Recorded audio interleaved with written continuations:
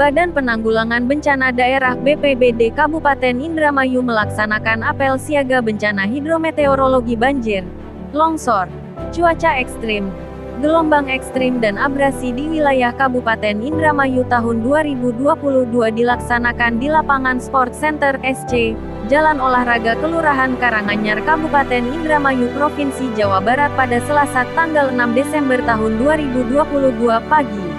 Pelaksanaan apel siaga bencana tersebut dihadiri oleh TNI, Polri, Kejari Indramayu, BBWS Cimancis, Kepala Pelaksana Kalak BPBD Kabupaten Indramayu DRS Dadang Oce Iskandar dan jajarannya, Camat, KUU, Tagana, PMI, Forum Pengurangan Resiko Bencana Pajajaran, mahasiswa Stikes Indramayu, Ormas UI Indramayu dan relawan kebencanaan. Meskipun gerimis air hujan, pelaksanaan apel tersebut berjalan dengan aman dan lancar. Dari Indramayu, Jawa Barat, Baebudin Erdus melaporkan. Ini ada 3 pekerjaan yang memang satu dengan lainnya berhubungan dan harus kuat dari sisi koordinasi dan kolaborasi. Mudah-mudahan tidak ada hal yang terjadi dengan Kabupaten Indramayu dijauhkan dari bencana. Tetapi apa yang dikatakan oleh Pak Kasdim, kalau kita berada dalam masa damai, maka kita harus bersiap-siap untuk perang, bukan begitu Pak ya?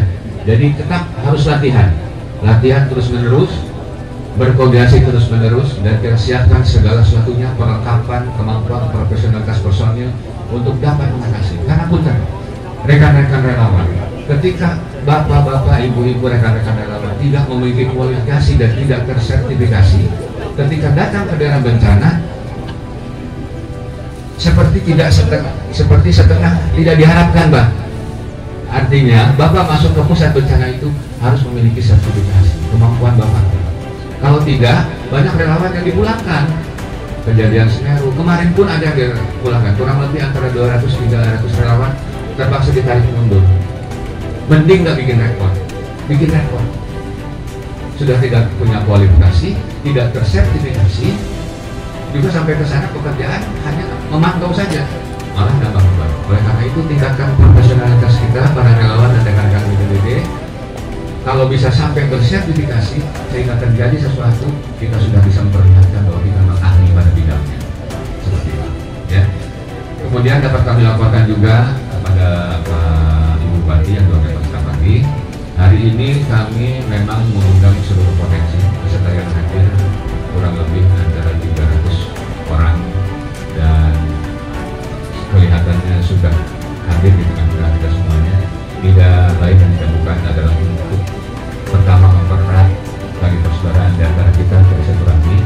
Yang kedua, mengingatkan kepada kita untuk tetap dapat berkoordinasi dan berkolaborasi terkait antara relawan, masyarakat, kemudian kami di BPD dan para pengusaha, sehingga bila terjadi sesuatu, mudah-mudahan insya Allah ke depan kegiatan-kegiatan seperti ini akan kita perkaya dengan simulasi-simulasi.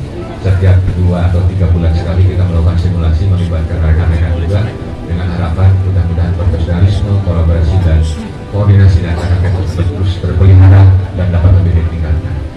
Tetap seraya, tetap berdoa, semoga itu hanya cukup di latihan saja.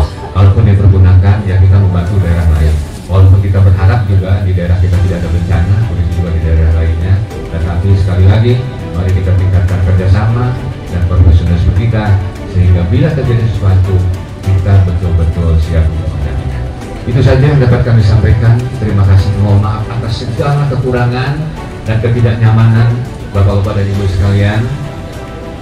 Ini semata-mata kelemahan kami sebagai pelaksana, tapi mudah-mudahan ini tidak mengurangi esensi dari peringatan pelaksanaan apel siaga penanggulangan bencana. Terima kasih. Bencana alam ataupun bencana non alam merupakan suatu masalah dalam sejarah perjalanan manusia yang selalu berjalan beriringan, menghantar keterbatasan alam dalam menampung seluruh kehidupan dan penghidupan makhluk yang ada di dalamnya.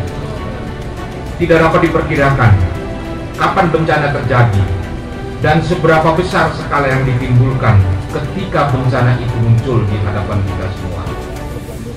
Akan semakin buruk pengelolaan lingkungan pada saat tidak memberikan akses bagi terjadinya bencana dengan segala keanekaragaman seperti banjir, banjir bandang, tanah longsor, cuaca ekstrim, puting beliung, gempa bumi, dan lain-lain.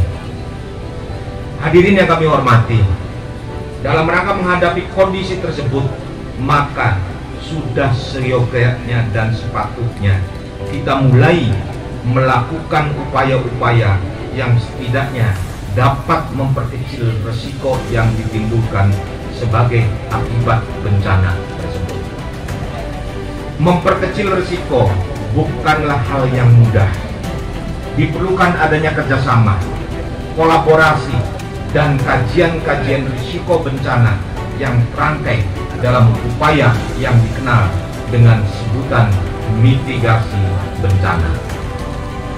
Kemampuan manajerial bagi para petugas dan relawan dalam mengkoordinasikan seluruh potensi juga harus dimiliki, di samping keterampilan-keterampilan dan kemampuan profesional lainnya, sehingga diharapkan proses kerjasama penanggulangan bencana dapat berjalan secara efektif, efisien, didukung oleh personal yang tangguh dan profesional. Para peserta apel siaga bencana yang kami hormati,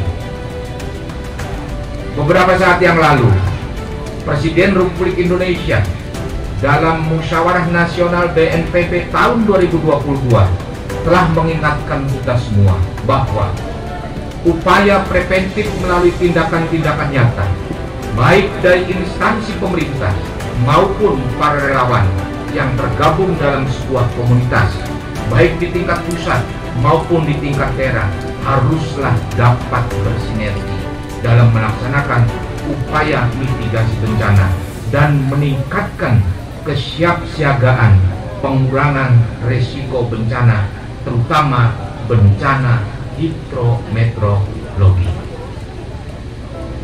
Seraya tetap memberikan edukasi dan informasi serta pelatihan kepada masyarakat tentang pencegahan dan kesiapsiagaan bencana sebagai bagian dari tolak ukur dalam ketahanan daerah dalam menghadapi dan mengantisipasi serta mengurangi risiko bencana.